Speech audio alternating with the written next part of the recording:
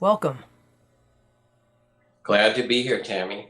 It's the final day of our summit, and we're looking at mindfulness and its power to change the world. And I'm so glad you're with us here on our final day. Please take it away. I'm happy to be here, and I'm also grateful to be part of all that Sounds True produces and offers to people, and in particular, at this time, the importance of mindfulness and meditation in the world. And so for those of you who are listening, I want to read a poem from Wendell Berry. Some of you may know it, but it's really a poem to quiet the mind and tend the heart.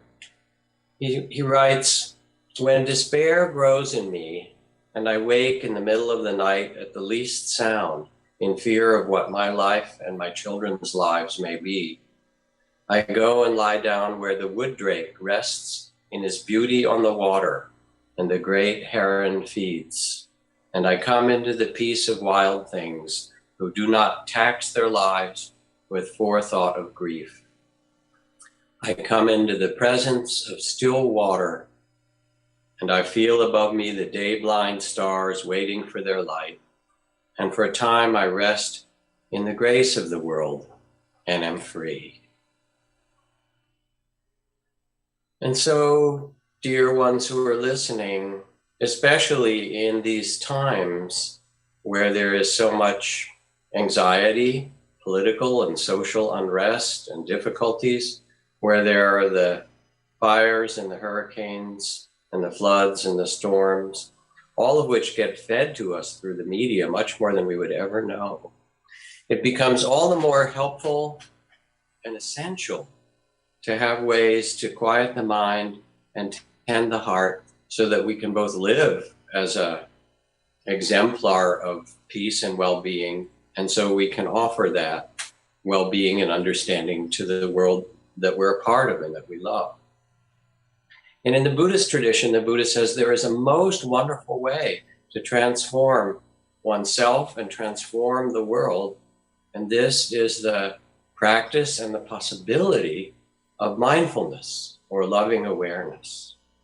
And what mindfulness or loving awareness does is that it offers us the possibility of stepping out of habit and being asleep and being in confusion or denial or fear or all those things, to take a breath, to open ourselves, and to look and see this world with new and fresh eyes, with beginner's mind, and to be able to respond to the world rather than to react out of habit.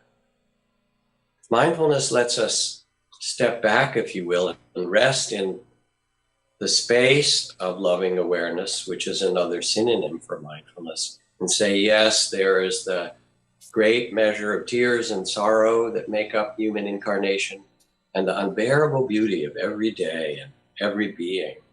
And those are wedded together. To navigate these, mindful, loving awareness allows us to be present through the joys and sorrows and praise and blame and gain and loss that make up our human life.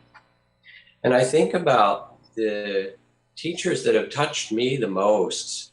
Mahagosananda, who was the Gandhi of Cambodia, whose whole family, 19 of his family members, was killed by the Khmer Rouge in the Cambodian genocide. His temple and village was destroyed. And for years following that, he led peace walks through the killing fields and the minefields of Cambodia, telling the refugees who fled, you can't go back to your village in a bus or the back of a truck. You have to walk every step and make a prayer of loving kindness. Hatred never ceases by hatred, but by love alone is healed. And with each step, to reclaim the land and to reclaim your village and your heart. And so no matter what happens in the world, that verse tells us what is an ancient and eternal law, that it's possible not only to awaken to this world, but to see it through the eyes of wisdom and the heart of loving kindness. We see this in so many exemplars, in Thich Nhat Hanh and in the Dalai Lama and Aung San Suu Kyi and many, many others. And when we awaken to the world, we see both its preciousness and its tentativeness.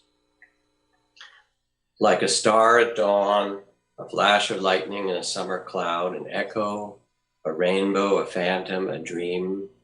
When we look, yesterday is gone, 2016 is gone. Remember the year 2000, Y2K? Where is it? It's back with the dinosaurs and the pharaohs. And where is your childhood? It appears out of nowhere and then vanishes. And life is always recreating itself.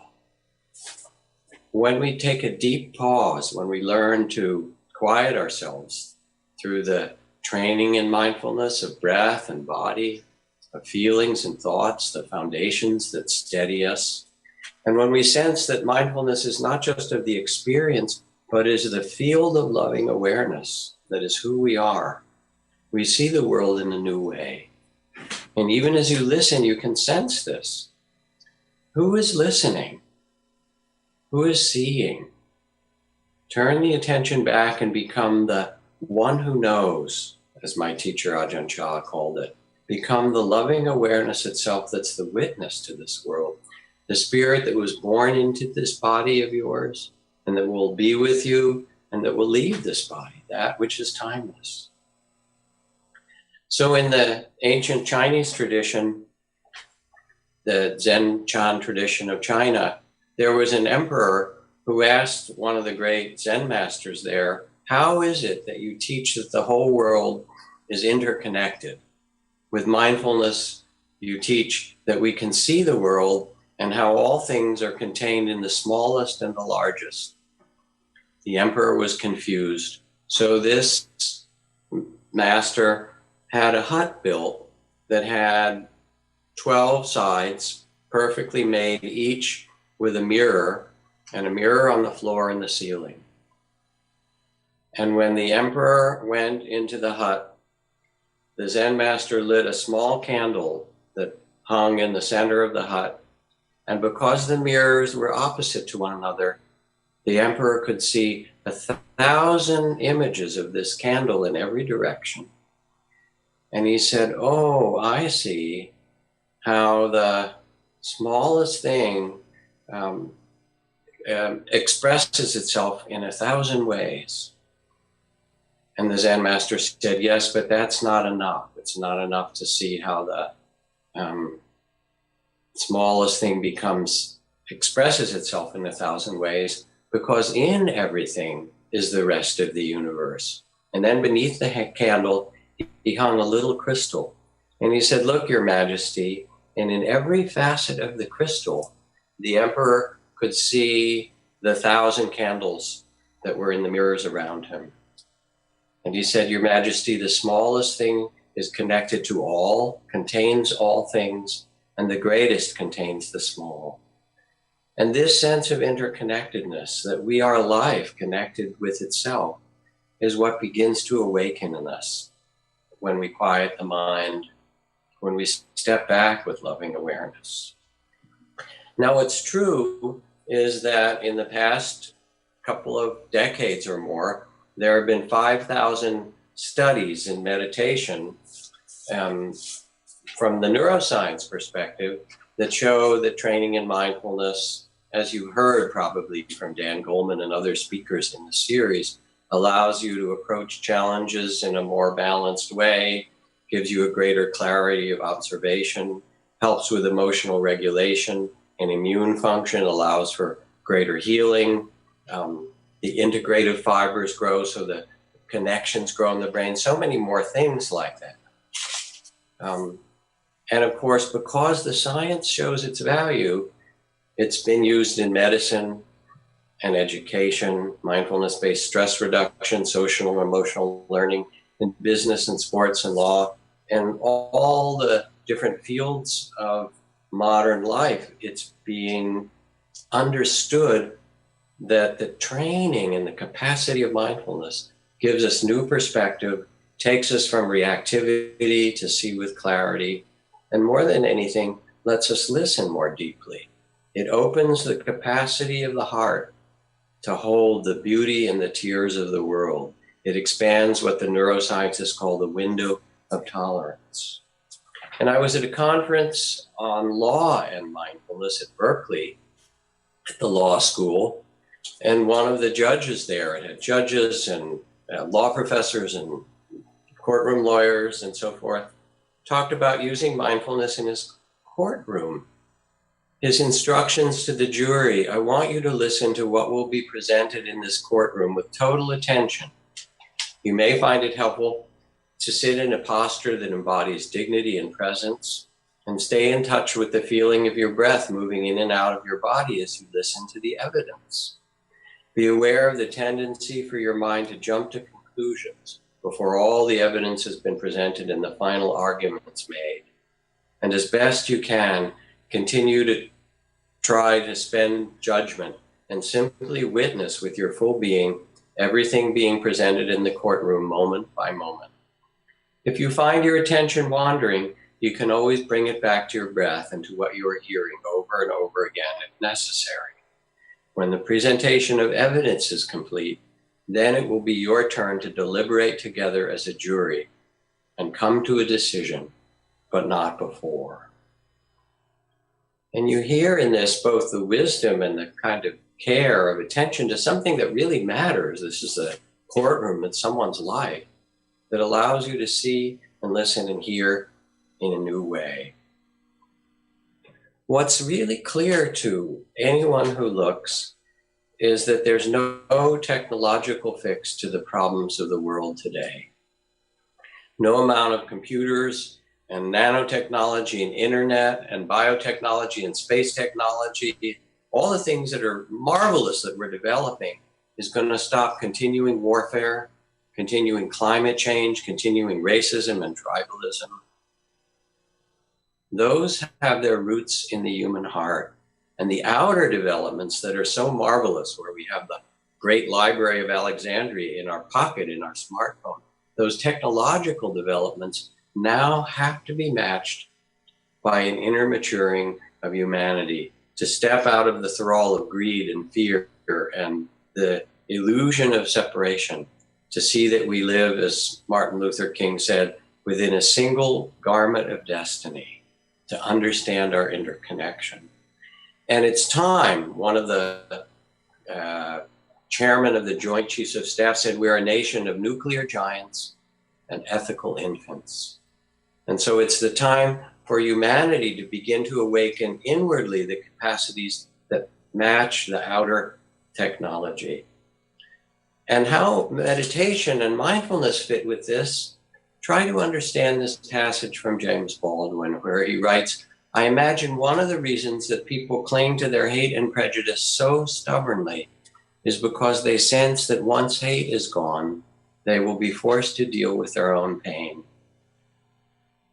And because we can't, or we're not taught how to be present for the ever-changing nature of the world, how to move through it, to let go, to let new things be born, to let other things pass away, because this is the nature of human life. We get insecure, our fears are stoked, and in modern politics, most of what you hear is intended to make you afraid. That's how politicians get power. Be afraid of this and that, and it activates the primitive brain, the fight, flight, or freeze response. But what James Baldwin is saying is, if we can bear our own fears and witness them with loving awareness, if we can rest in the truth of insecurity, my teacher called it the wisdom of insecurity, and see that everything changes and that loving awareness or spirit can hold it all with graciousness and compassion. Then instead of having these fears projected on the Muslims or the Mexicans or the immigrants or the gays or the communists or the enemy du jour, the Russians, we become the wise ones. And becoming the wise ones is what the world most needs. People misunderstand mindfulness as a kind of quietism, and they don't understand that the phrase for mindfulness, sati sampajanya, means both awareness of what's present and also a comprehension of a wise response, a mindful response. So in Zen, it said there are only two things, You sit and you sweep the garden, and it doesn't matter how big the garden is.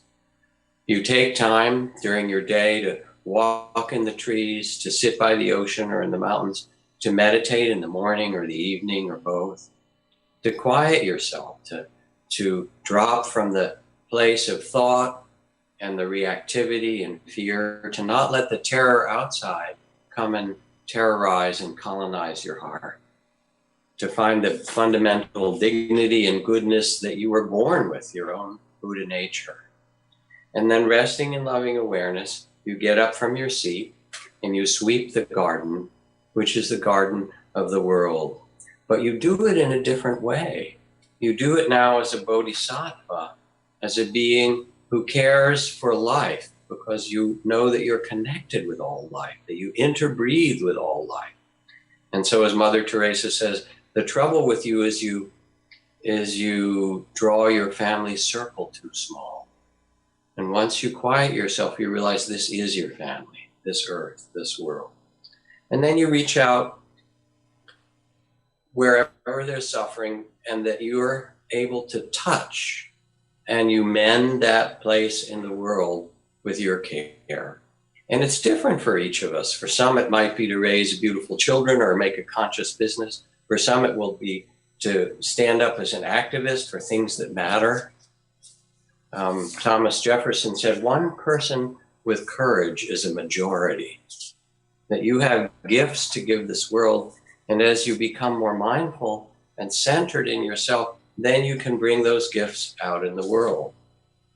Zen Master Thich Nhat Hanh reminds us, when the crowded Vietnamese refugee boats met with storms or pirates, if everyone panicked, all would be lost.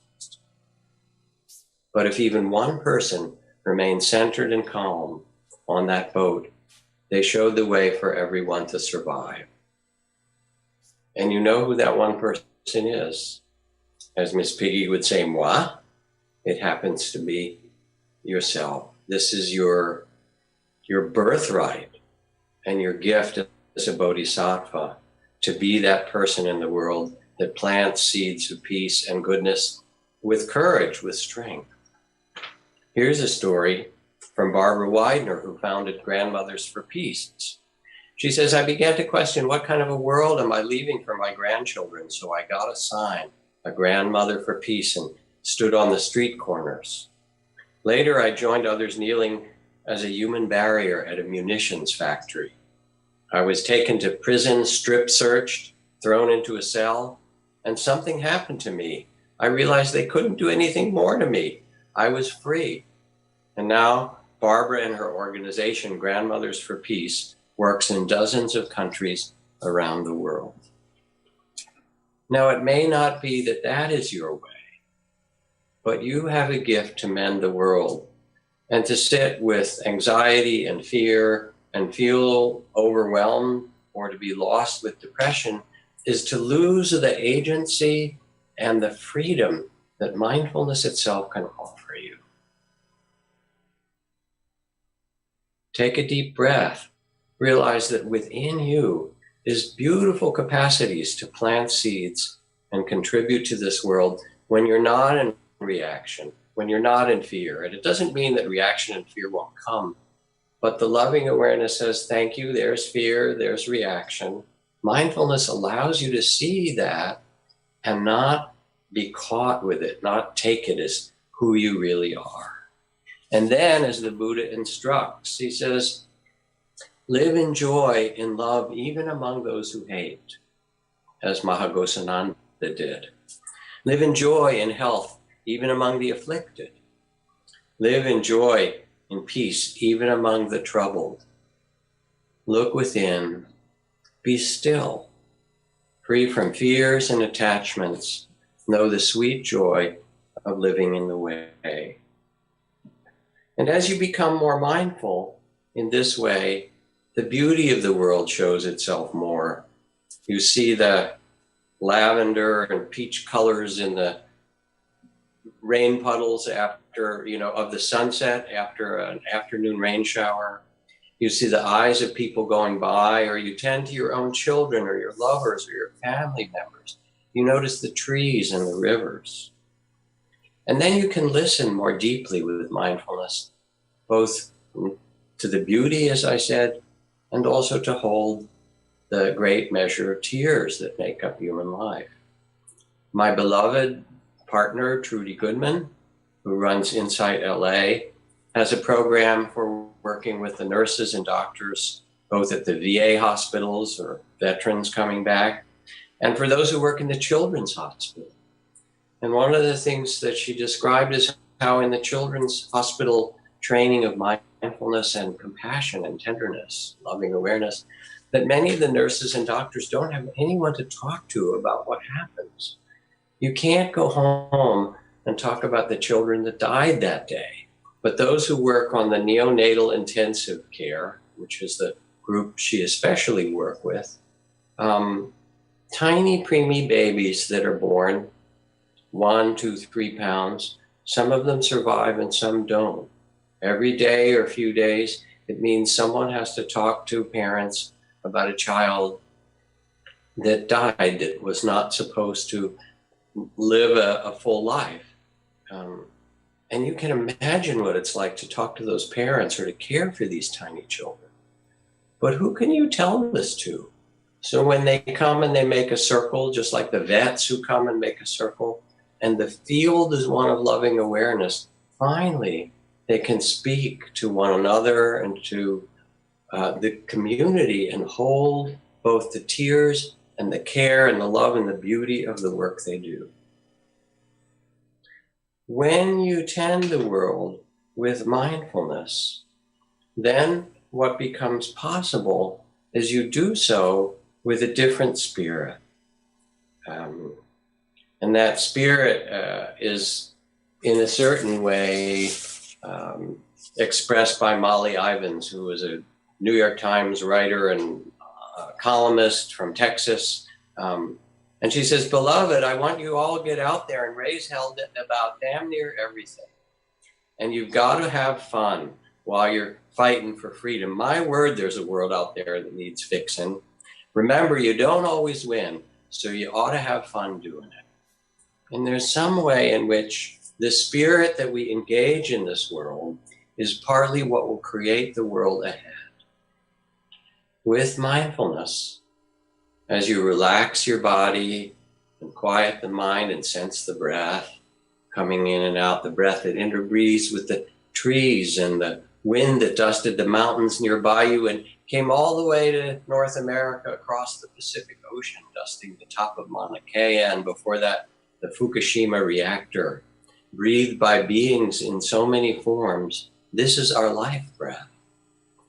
And as you quiet and sense the breath that we breathe together and relax your body and make space for the emotions of tears and longing and love and hope and joy, then you can lean back just a half a step and rest in loving awareness and say, yes, this is human life. And what I will do is to plant beautiful seeds and mend the places that I can touch.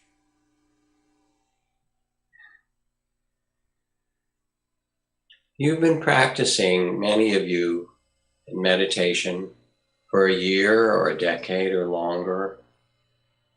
This is the time you've been practicing for. This is really when it matters. You become that one person on the boat to carry this spirit.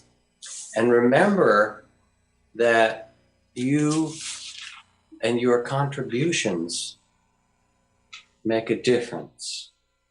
As Gandhi says, I believe in the unity of all things, and therefore I believe that if one person gains, the whole world gains, and if one person falls, the whole world falls to that extent. You get to add your gift, and it's part of what it means to live as a human being, and with mindfulness and loving awareness, to live as an awake human being, with compassion, with care for what it is in human incarnation, all the difficulties and all the extraordinary beauty. And don't be discouraged. I kind of go on to end from Gandhi, where he says, when I despair, I remember that all through history, The way of truth and love is always one. Yes, there can be murderers and tyrants, and for a time they can seem invincible. But in the end, they always fall. Think of it, always. There's a greater arc to life, as the Ojibwe Indians will say, or the natives.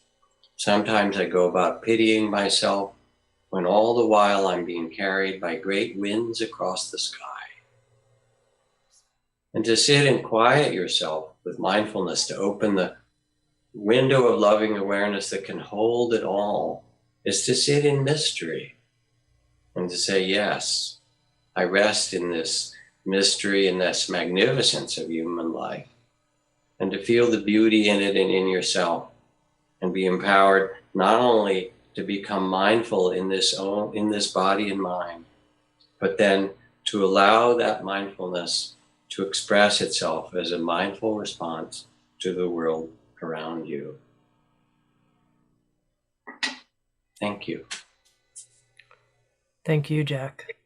Whenever I listen to you like this, giving a presentation in this form, I notice I feel so much more connected to my heart. You have a gift. Thank you.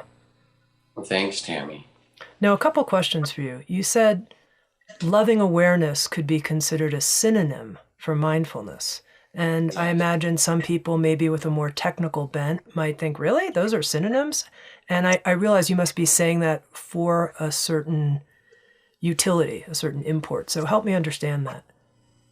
Well, what's true is, and we've discovered this teaching over the last half a century in the West, is that wisdom and compassion, which are in the Buddhist tradition called the two wings of the bird that flies freely, this is the bird of our spirit that can fly through the world, that wisdom and compassion need to be wedded together.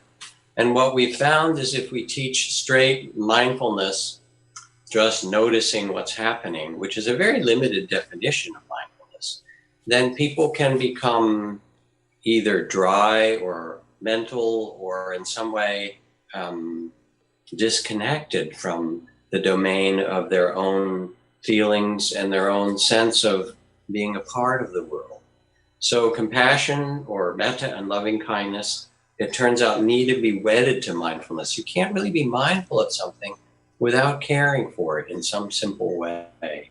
If there's the slightest hint of judgment or expectation, I'm noticing it and I want this and I don't want that, or this is how it should be, or even just the dryness of simply observing at a distance, it doesn't bring liberation.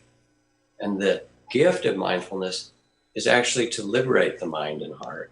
And therefore you could say the phrase loving awareness is also the blending of wisdom and compassion.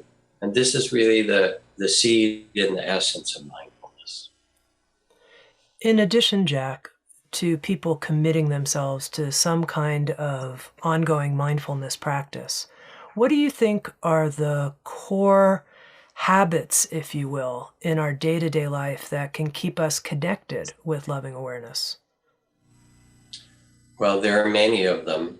Of course, having some regular meditative practice, even for 5 or 10 minutes in the morning or the evening, to simply sit down and be quiet. And even if the mind is racing, it's the morning and you've got all your plans, or it's the evening and you're doing reruns of the day, something in the cells of your body, remember, oh yes, it's possible to be present with loving awareness and not to be caught up in all the storms that come and go. So that's really important. But the other things, there are so many others that can help. Everything from taking a mindful pause before you speak, especially if there's difficulty or conflict. And then in that mindful pause, listening to your heart and saying, well, what's my best intention? Equally so, it's moving your body. We're not meant to sit still, and to go out and walk along the streets and look at the marvelous faces of people going by and look at the clouds in the sky or look at the trees or whatever it is, to move your body and feel that you are an animal that's free to roam in the world somewhat. To have an inner way of dealing with fears and anxieties. I sometimes create a kind of inner altar and put on it the Buddha or Kuan Yin, the Bodhisattva of infinite compassion. And then when fearful or anxious thoughts or difficulties come, and I realize I've paid attention to them, I listened to see what there was to learn. If they come again, I just say, this goes in the hands of Kuan Yin. This is in the lap of the Buddha. It's not mine to continue to recite and take care of. I'll do what I can, but this is not healthy for me. And so you begin to notice those thoughts and feelings that have well-being, that have your well-being in mind, that are healthy. And the ones that aren't, you can acknowledge, thank you for trying to protect me. And now I put you in the lap of the Buddha. So you can kind of move it aside in that very simple way. Community is really important. It's hard to meditate on your own. So find a community. Sit with the local Zen or Vipassana or whoever it happens to be. Sit with the Quakers who value la vie intérieure, the inner life. Anyone who can support your vision and your understanding of living in the world in a different way will matter. And also remember that it's called practice for a reason. The one thing you don't want to do is to use the meditations as a way to judge yourself. It is called a practice, or it's called training. The Zen master Ryokan, the most beloved poet of Japan, wrote, last year, a foolish monk. This year, no change. So we see our personality and our foibles and our fears and needs and all of those things with a gracious heart, with compassion. Oh yeah, this too. And mindfulness or loving awareness can see all that and realize that we are free even so. Last couple of years ago, a year and a half ago or so, I was invited to the first White House Buddhist leadership gathering. Now that might not happen again for a while. I realize that's true. But nevertheless, there were more than 100 of us leading different Buddhist communities. And one of the beautiful things was how many were not only contemplative communities, but also activists. And in their communities, they fed the homeless, or they sent money and people to go and help in Syria or Bangladesh or Burma or other places. They helped schools. They did things in inner cities, or they had prison projects.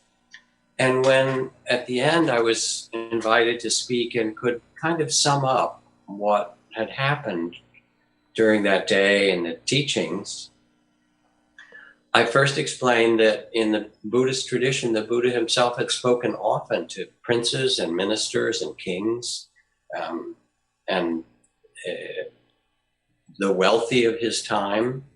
And that he had given these beautiful teachings on wise society, where he had said that if a society gathers together in harmony, listens to one another with respect, and departs in harmony, if there's respect for the dignity of each person, that society will prosper and not decline.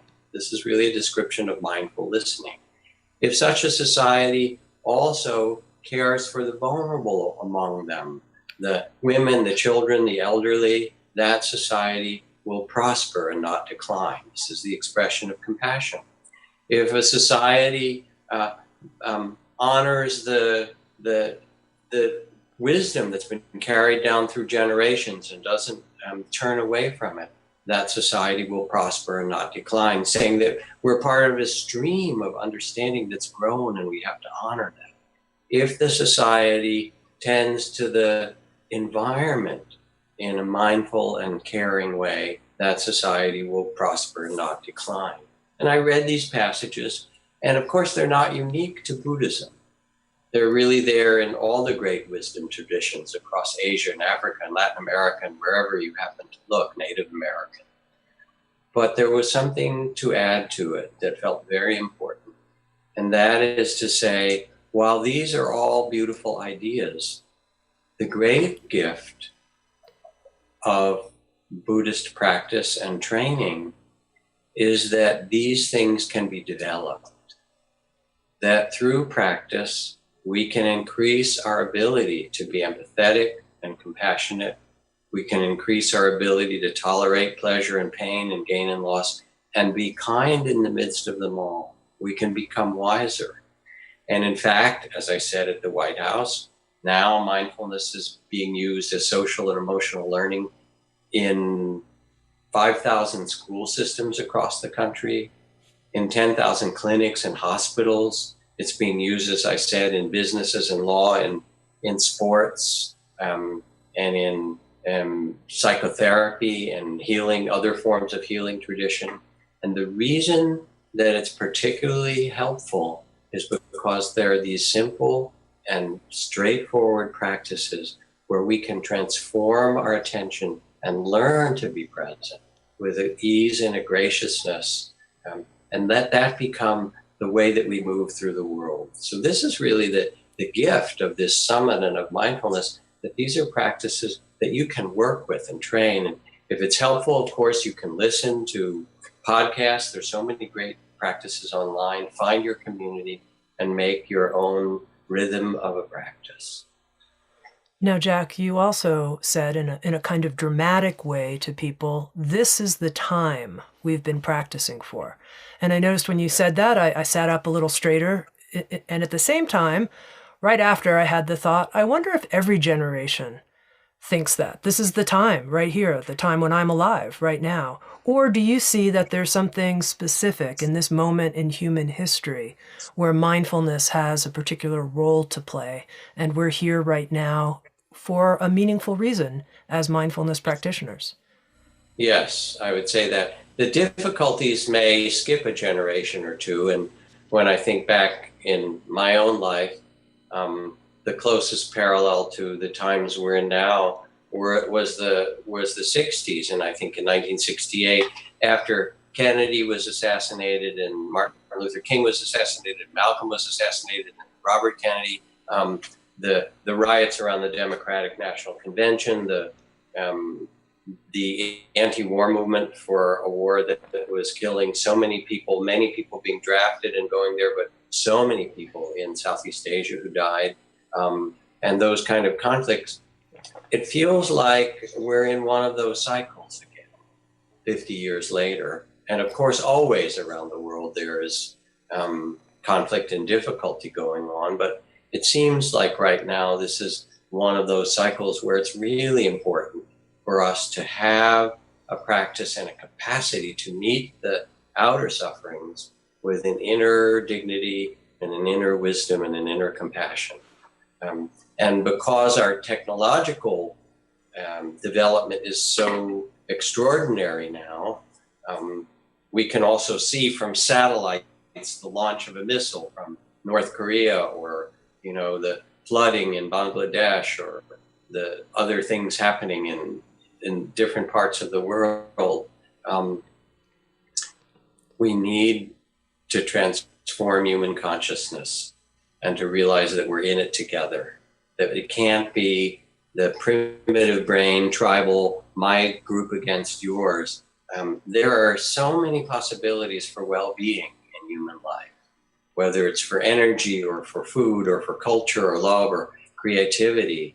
And mindfulness is really at the root of it, to be able to step out of what's called the body of fear and to find a place of stability and well-being and trust, and then offer that to the world. Now seems a really important time for us to do it. And I believe that all the training that many of us have done has prepared us to do so right where we are. You also brought this quote forward from Thomas Jefferson: "One person with courage is a majority." And I have two questions about that, Jack. The first one was, I thought, really? Question mark? I don't know. Sounds good. It's very inspiring. This is all, about me becoming a person of courage. But I also thought, come on. It's a beautiful question. And it's an empowering passage from Jefferson, because one person who's a Gandhi or Martin Luther King or Wangari Maathai, when she got the Nobel Prize, in Kenya, and in the end, 51 million trees were planted under her project in East Africa, even though she was thrown in prison. Seems like you have to be in prison to get the Nobel Prize. It's sort of part of the curriculum. but what's true is there's a gift in everyone and an agency in everyone. And I think that it was, trying to remember, Lewis Mumford who said, a person of courage may not need weapons, but they may need bail. And that there's some way in which, however it strikes your heart, you have the power to offer something to this world. And when you stand up for what you care about, you can make an enormous difference. And the only thing that, that changes the world in the end is the human spirit, and that's in you. And my second question then is the connection between courage, feeling courageous, acting courageous in our lives, and this resting and loving awareness, and how you see those two connected. It's a beautiful question.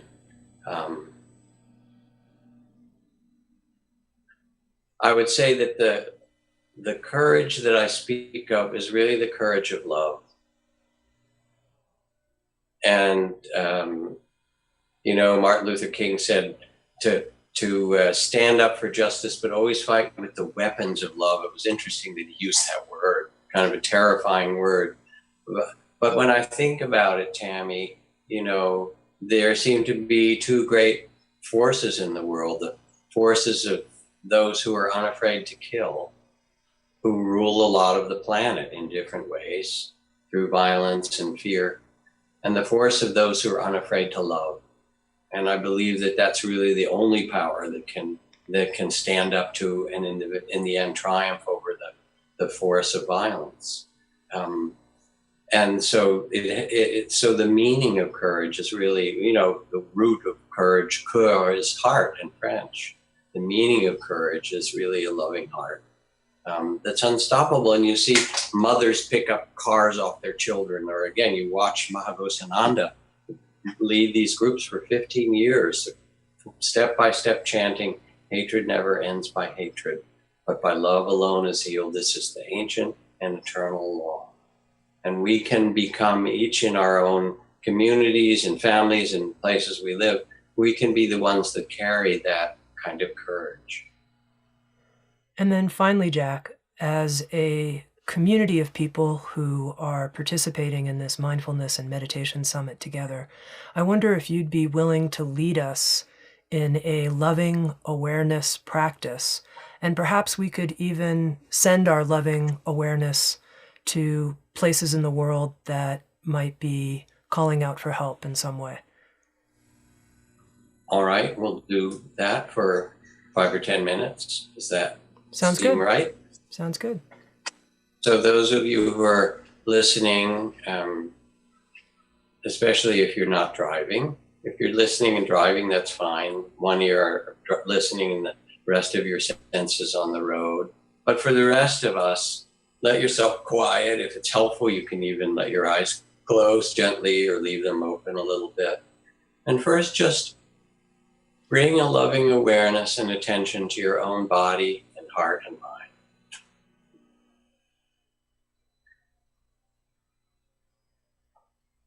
Relax your eyes and face and loosen the jaw. Take a deep breath or two and let it out. Let the shoulders relax and the arms and hands rest easily. And feel your seat on the earth, your rightful seat, halfway between heaven and earth in this human form. You sit with dignity and care or love.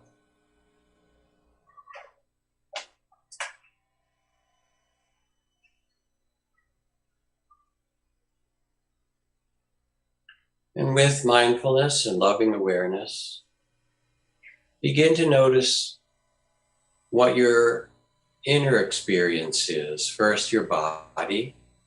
How's your body feeling just now as you sit on this earth?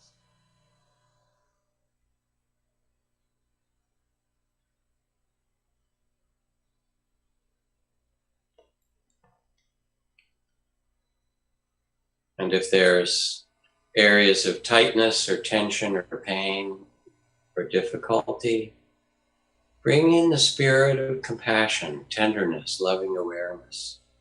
Not so much to change the body, but to hold those tensions and pains with great kindness, to witness them with loving awareness and hold them with a tender compassion. And feel what happens as you bring that kindness to certain parts of your body.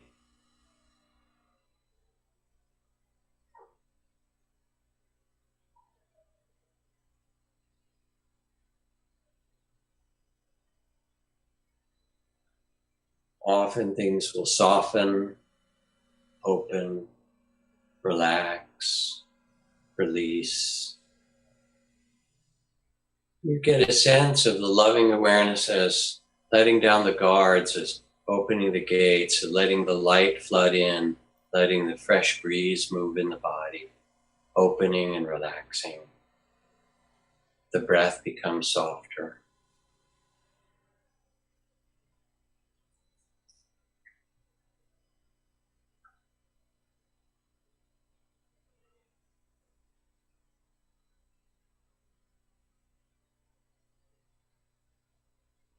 And now notice the state of the heart and mind just now, without any expectation or judgment, just the kind seeing of loving awareness. There might be joy or anxiety, longing or fear or love or anger or hurt or delight or ease. Simply notice.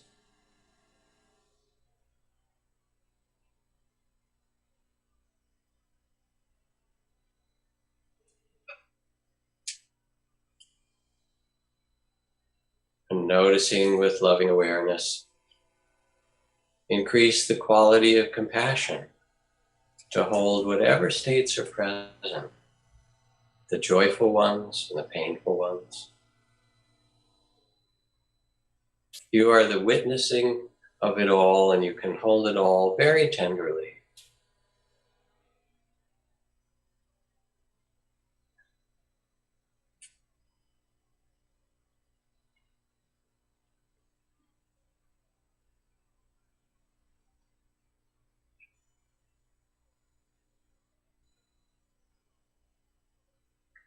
And now feeling the impact of loving awareness and compassion in the body and in the heart and the mind, take the next few seconds to let everything become easier and more peaceful, to allow a sense of peace, centeredness, presence, the space of loving awareness to permeate all that's present, to hold it all.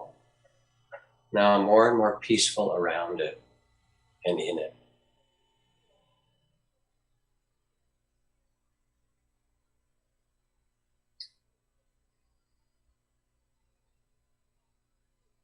Let peace fill more of your body.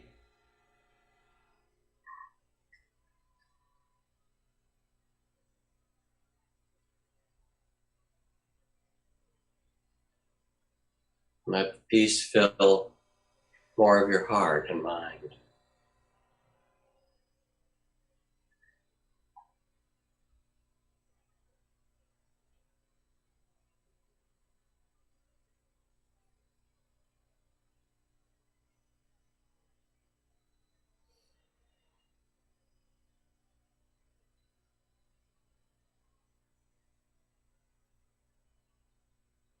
And from this quieter place of loving awareness, you're now the witnessing of this body and mind. You are the loving awareness.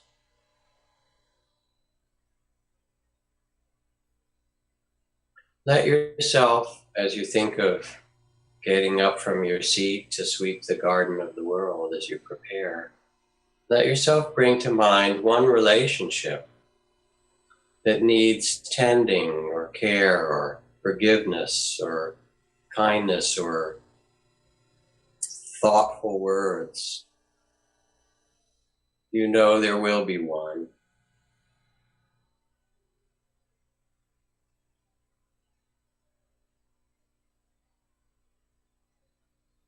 And when you remember and think of one relationship that needs tending, let yourself envision how you could tend it from this spirit of a quiet body and mind, from the spirit of loving awareness and compassion.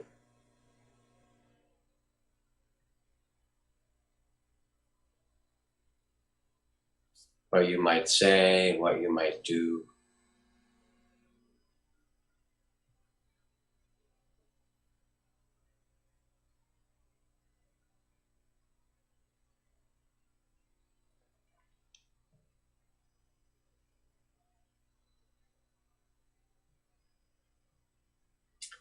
And still resting in loving awareness as you picture and envision this, setting this intention perhaps to do so. One more step. Now sense or think of the struggles in the world around you. And one particular struggle or difficulty that you want to contribute to the healing of, that you want to offer some simple gift, some way of tending or standing up for or mending or caring. There'll be one that comes to mind that you know is calling to you.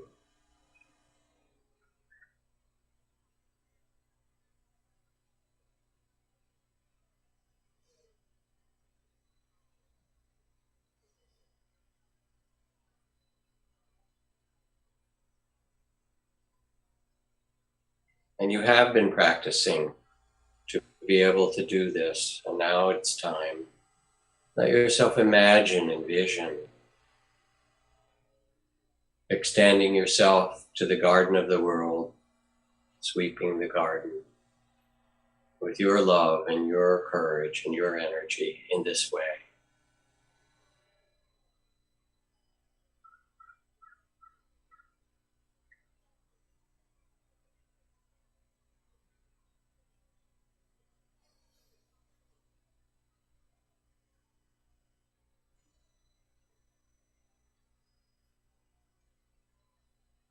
And finally, turn your attention back to the one who knows, the one who's listening and envisioning. Who are you? You are this loving awareness itself, timeless, transparent, ever-present, unborn. Trust it. Rest in this awareness that was born into this body and that will leave this body. It is who you really are. Consciousness itself. And this consciousness is the fabric of the world you are a part of. Trust it. Rest in it. For from this awakening, you can get up from your seat, and in a wildly wonderful way, there's no getting up and no movement, because you are the world itself, tending itself. And you can smile, that half smile in the Buddha, and say, yes, I can carry this loving awareness and compassion because it's who I am and who we really are.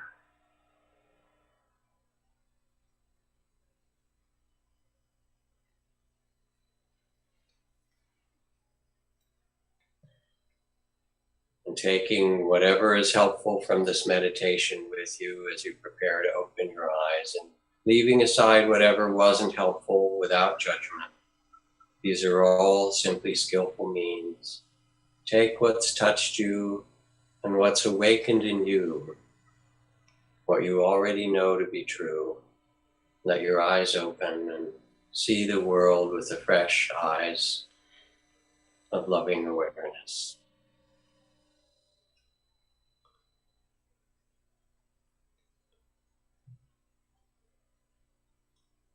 Jack, thank you so much. Thank you so much for this presentation and for being a torch of Dharma in our world today. Thank you. It's my pleasure, Tami. Thank you for all the great things that you do. It sounds true. And also much appreciation to all those of you who are listening to this summit. I hope that you can carry these teachings and these understandings in a way that help you tend your heart and tend the world.